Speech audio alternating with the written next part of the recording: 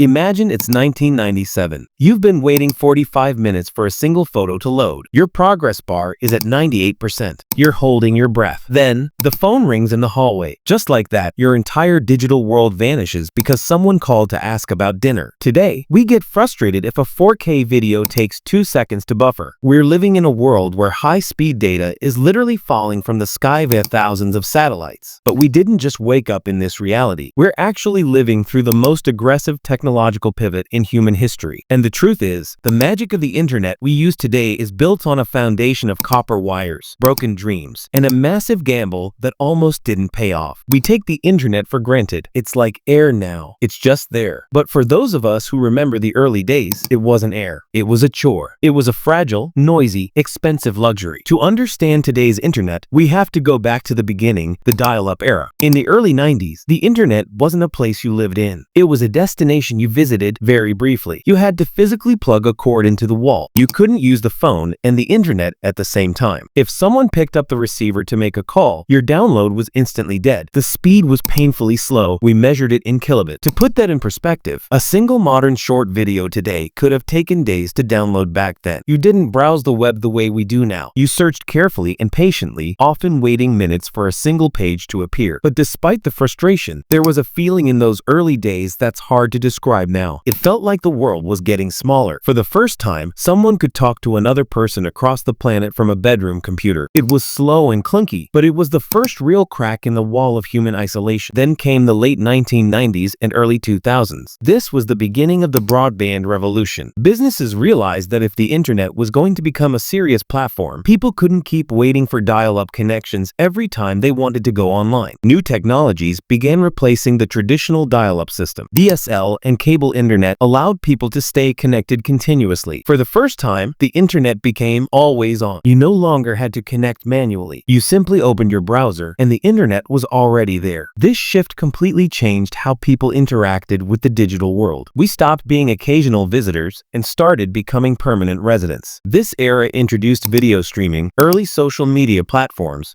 and the first wave of online content creation. But beneath this digital growth was a massive physical system that most people never thought about. The internet is often described as the cloud, which sounds invisible and lightweight. In reality, it is a huge global network of physical infrastructure. Massive fiber optic cables were laid across oceans, connecting continents together.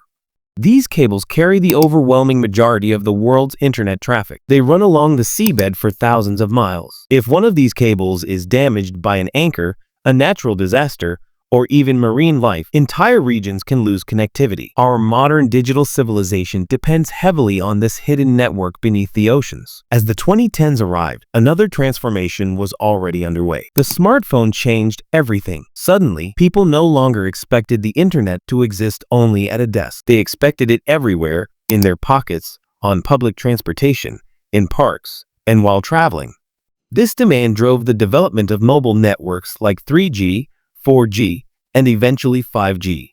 But this expansion revealed a major problem known as the digital divide. In major cities, people enjoyed fast and reliable internet. They could work remotely, run online businesses, stream high-definition media, and access vast amounts of information instantly. However, millions of people living in rural or remote areas experienced something very different. In many regions, laying fiber optic cables across mountains, deserts, or sparsely populated land was extremely expensive. For large telecommunications companies, connecting these locations often wasn't financially attractive. As a result, many communities remained stuck with extremely slow internet or no reliable connection at all. The internet had expanded rapidly, but it hadn't reached everyone equally. For years, engineers tried to solve this problem using satellite internet. Traditional satellite systems placed large satellites in geostationary orbit about 22,000 miles above Earth. These satellites remained fixed over one point on the planet, providing coverage across large regions. But this system had a major drawback: latency. When you clicked on a website, your signal had to travel tens of thousands of miles into space and then back down to Earth. This long distance created noticeable delays, making activities like video calls or online gaming frustrating.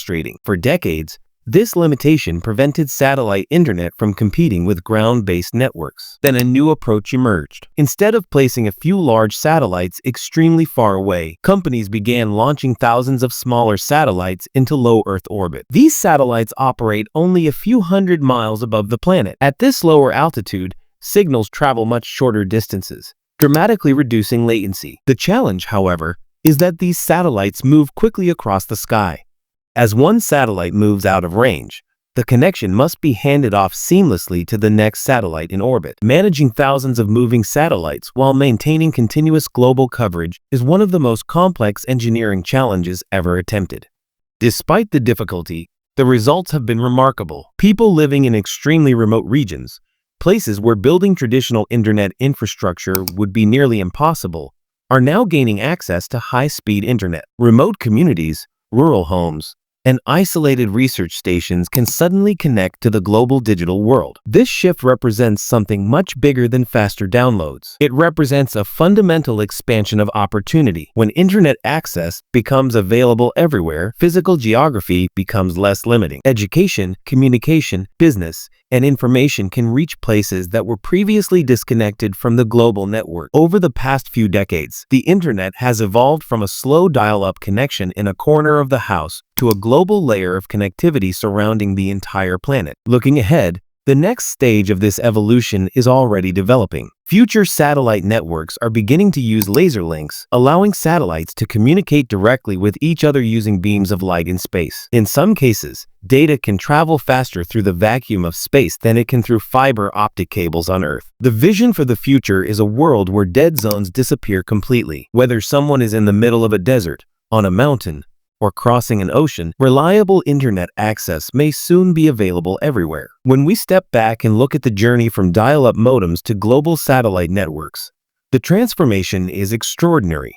Humanity has effectively built a digital nervous system that connects billions of people across the planet, and the story is far from over. The next chapters of the internet are still being written.